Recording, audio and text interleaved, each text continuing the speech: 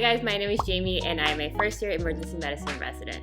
So I've been a resident for about 1 month now, and in today's video I want to share with you guys some of the good things about being a resident and some of the challenges so far. So I've done about 10 shifts total in both adult and pediatric emergency departments, and I think probably one of the best things about being a resident versus medical student is the fact that you actually get to practice all the medicine that you've learned so far.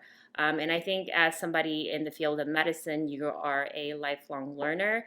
And I think there's just something different about learning as you practice versus learning from a book and not really getting to practice it in real life. So for example, if a kid comes in with a cold or has a strep throat or something and you want to give them Motrin or some antibiotics, it's easy to think of it from a medical student's perspective. Oh yeah, give some Tylenol, Motrin, and give some amoxicillin or something.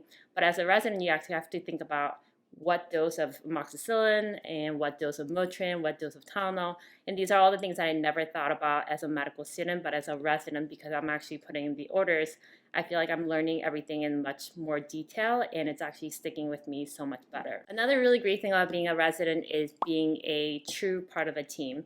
And not that you're not part of a team as a medical student, but personally, I found myself kind of struggling to find my place in a team as a medical student. So I would wonder, am I supposed to just shadow? Am I supposed to do this? Am I supposed to do that? When I'm talking to the patient or a consultant, am I supposed to always disclose I'm a medical student, therefore you should talk to the resident or the attending before making a real decision? So I always kind of had that issue of like finding my place in a medical team. But I think being a resident, you have a definite role and you have a very clearly defined role in the care of the patient. And I think that makes things a lot easier. And probably one of my favorite things about being a resident is the opportunity to teach. Like I mentioned before, if you're in the field of medicine, you're learning, you're basically a student for life, but you also have plenty of opportunities to teach.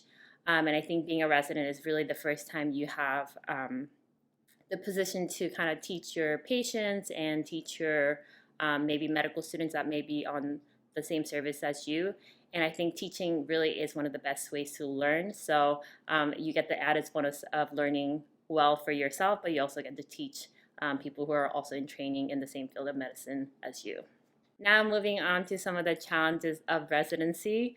It hasn't been a long time, but there's definitely been things that I've been noticing. And I would have to say one of the challenges of being an intern specifically is really getting back into the rhythm of things. So you guys know that 4th year of medical school is pretty relaxed, and you guys know I took a lot of vacations and I took a lot of time off from doing clinical work. You get kind of rusty on your medical stuff. So when you first start as an intern, you're expected to know a lot of stuff, but you haven't seen or talked to a patient in weeks, maybe months. So that's definitely a big challenge. And I think the best remedy to this is probably just showing up to work every day, which you have to do anyway. So just having as many patients as you can, or having as many patients as you can handle, and just having a ton of contact with, all the medical knowledge and all the medical stuff that's going on at work. And I think naturally you just kind of, it comes back to you, and all the medical knowledge that you learned in medical school just comes back to you naturally. The next challenge is having a good work-break balance. I think in emergency medicine specifically, you do shifts instead of like a day schedule. So you work 8-hour shifts or you work 12-hour shifts. As interns, for the most part, I'm working 12-hour shifts. So that means I really have to advocate for myself in order to have a break in the middle of my shift. There's nobody kind of coming in to be like, I'll cover for you for the next 30 minutes, so go and eat. So you really have to be like, well, it's not so busy right now, so I'm going to go have a snack or have a quick bite, and then I'm going to come back to work. And I think just starting out, I'm nervous and I'm excited, so I really haven't felt hungry. I really haven't thought about, oh, I want to take a break. So I've been going all 12 hours without taking not even a bathroom break, and I know that can be really unhealthy in the long run. So I think finding that time to take a moment for yourself and go have a bite to eat and go to the bathroom, hydrate yourself, pee and whatever. I think that's something I'm going to have to really work on to have really longevity in this career. You can't go for 12 hours without eating or going to the bathroom forever. So that's something that I'm working on, and I'm trying to advocate for myself in that area. The next challenge is something similar, having a work-life balance. You guys probably all have heard how difficult intern scheduling can be. And even though emergency medicine, your schedule is a lot more predictable because you're working shifts, like I mentioned, it's still a lot more hours than what you're used to as a medical student before. So, I'm having trouble finding the time to go to the gym every day or doing the things that I used to do before. So I think slowly as I get into the rhythm of things, these things will come back. But I think the important thing to do is really prioritize the things that are important to you, whether that's working out or seeing friends or cooking food and just having time for yourself. That's something that all of us, like probably all the residents and even medical students, have to think about and really work towards so that you can have a great work-life balance. Last but not least, probably one of the challenges, this is not specific to residency, but probably just like specific to living in New York City. And the challenge is having a lot of things to carry in your bag.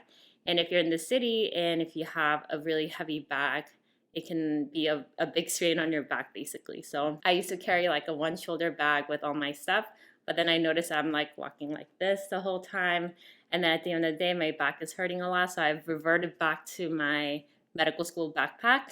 So I'm carrying my JanSport backpack basically filled with my medical equipment, a jacket because it's always freezing in the hospital, all my snacks, my water bottle, and having a backpack, it's just so much better than having like a one shoulder bag. So that's not really a challenge, but it's something that I thought was amusing. And I feel like a little kid in my like scrubs and my backpack with my sneakers, and like I'm like going to school or going to the hospital. But yeah, that's something that I wanted to mention. I thought was just funny. So that's all the positives and all the challenges of residency so far.